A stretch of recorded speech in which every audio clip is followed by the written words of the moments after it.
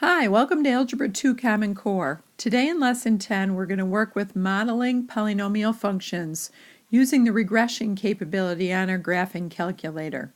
So if you don't already have your calculator with you, please pause the video and go get your calculator because the entire lesson is based on our calculator. The other thing I'd like you to do is to please plot the data points on the grid for example number 1.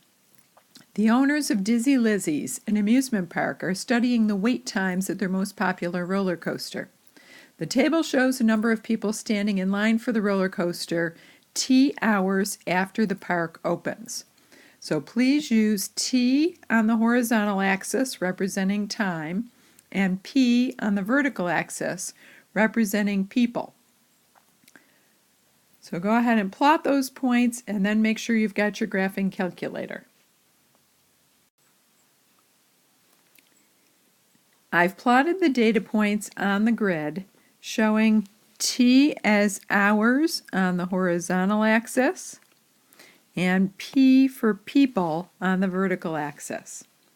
Now when we take a look at this graph, some people might be tempted to think that it's a parabola, but we're going to plot a different kind of graph for this one. We're going to use a higher order polynomial function, in particular a cubic function.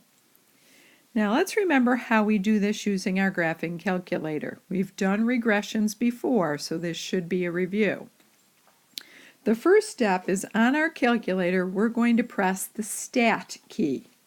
The Stat key is to the left of the arrows on the second row down. We're then going to choose Edit, and we're going to enter our data in List 1 and List 2. Now, when we have to clear data out of our lists, remember to arrow all the way to the top so that the name of the list, like List 1 or List 2, is highlighted, and then press the Clear button. Don't press the Delete button, we want to press the Clear button, and then Enter. So then please enter all of the T values in L1 and all of the P values in L2, and then come back to the video after you've done that on your calculator. So now that we've entered the data in the lists in our calculator, we're going to find the cubic regression equation. So the only reason that I'm using a cubic regression equation this time is because I see that my data points go up and come back down, but then because of the shape of the graph, it almost looks like the graph is going to go back up again.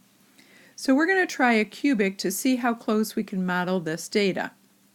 Once we get our equation, we want to round our coefficients, in this case to the nearest hundredths. And you always want to pay particular attention to what your rounding is going to be. So I'm again going to press the Stat key on my calculator. But this time, instead of going to the Edit menu, we're going to go to the Calculate menu. So arrow over one to the right. Now the kind of regression that we're going to do this time is called a cubic regression. And as you can see, I've got the arrow pointing to it. It's number 6, cubic regression. Now, some of you do have the older operating system still on your calculator, which is absolutely fine. It's still going to perform the cubic regression for you. But for those of you that have the newer calculator, the newer operating system, you should see the following screen on your calculator.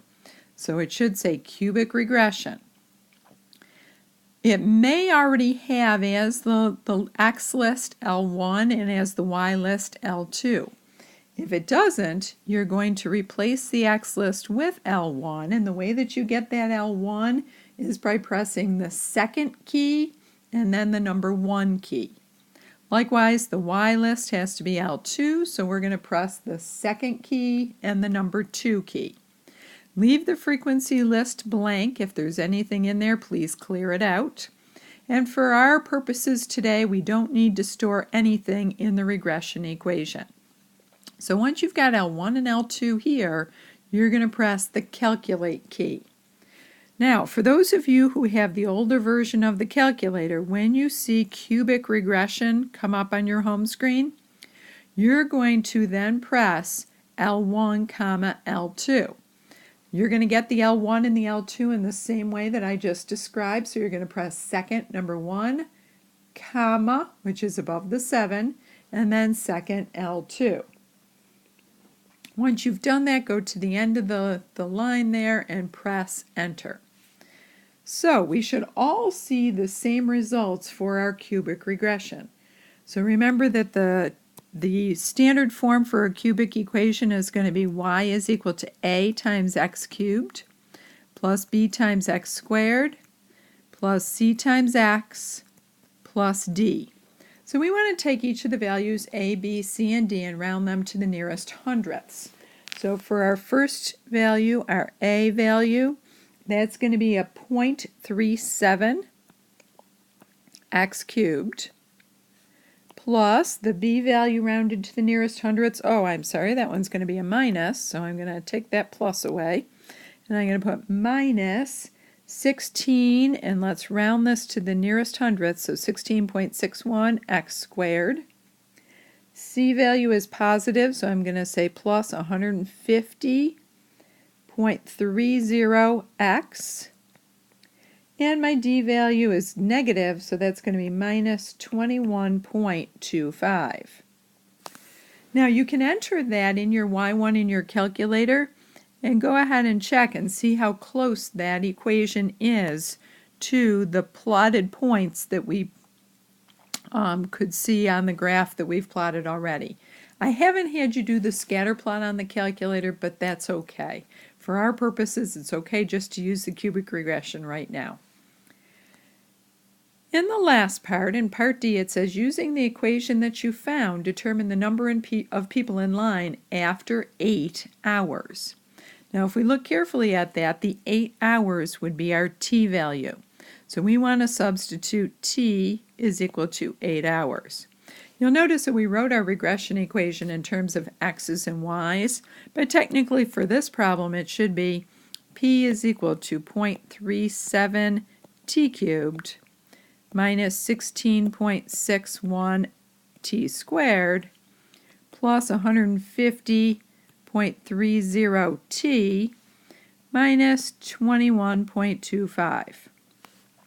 So we of course want to substitute 8 in for t. So we've got 0.37 times 8 cubed minus 16.61 times 8 squared plus 150.30 times 8 minus 21.25. So take a minute and enter that into your calculator, and of course we want to round to the nearest whole number of people since I'm talking about people in this situation. So come back and we'll compare answers. So I substituted 8 for my t value, and when I did the calculation on my calculator it turned out to be 307.55, which rounds to 308 people. Now the question then says, does this match the data we were given originally? So I looked back at my table of values and I noticed that at time 8 we had 310 people in line.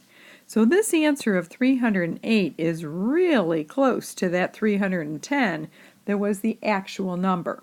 Is it exact? Nope, it's not the exact because a regression equation comes as close as it can to the data points, but it may not match exactly every single time. The other issue is that we did do some rounding when we wrote down the coefficients for each of our t values.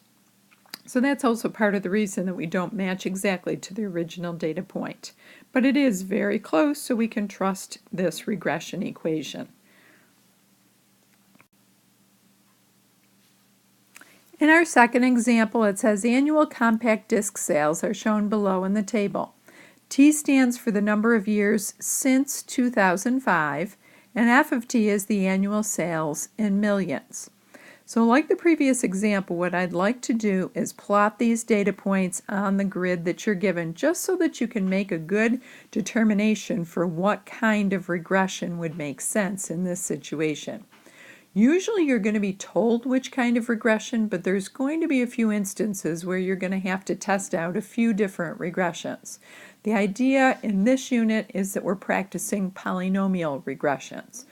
So go ahead and take a few minutes to plot the data points. I'll do the same thing. And while you're working with this data, please enter the t-values in list 1 and the f of t-values in list 2 on your graphing calculator. Take a look at the data points that I plotted, and let's look at the way that the data points fall and what kind of curve would make sense to match with this one. If we look carefully, we see that we've got several turning points on this graph. So the graph starts to go downhill and then it turns and comes back up. And here's another turning point, stops going up, starts going back down, and here's a last turning point and goes back up again.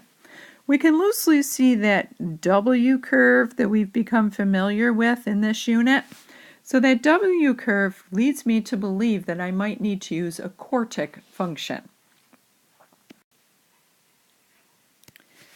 So I would hypothesize that a quartic function or a fourth degree function would match this data. And again, the reason for that is because there are 3 turning points on the graph.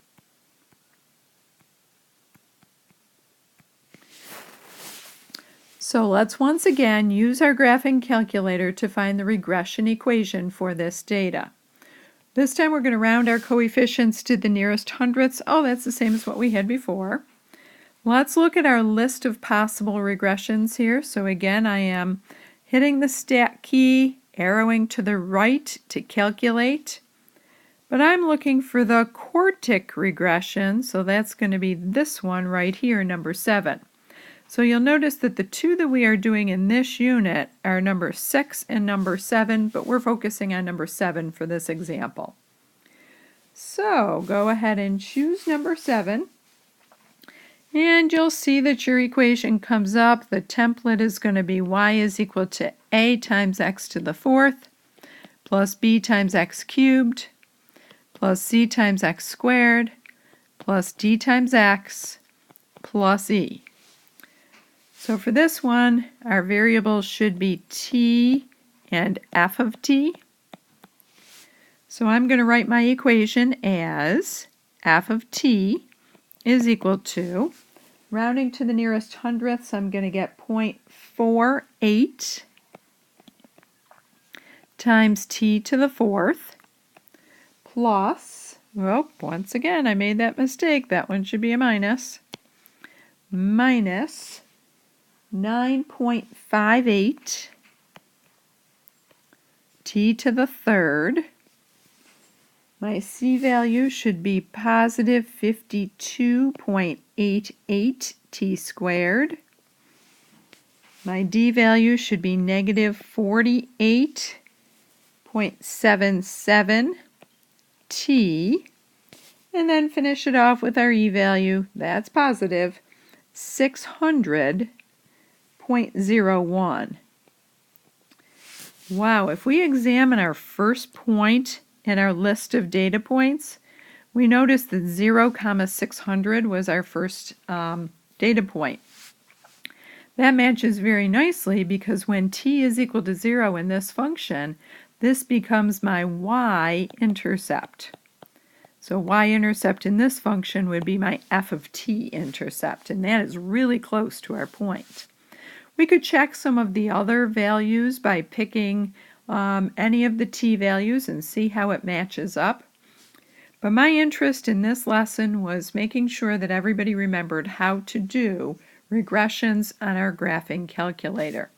If you had any trouble with that using your calculator, please come and see me and bring your calculator with you so that we can focus on your particular calculator and make sure that we are setting it up so that you understand how to do a regression on your calculator. That's all we have for tonight, folks. Just a quick practice of regressions, in this case cubic and quartic regressions.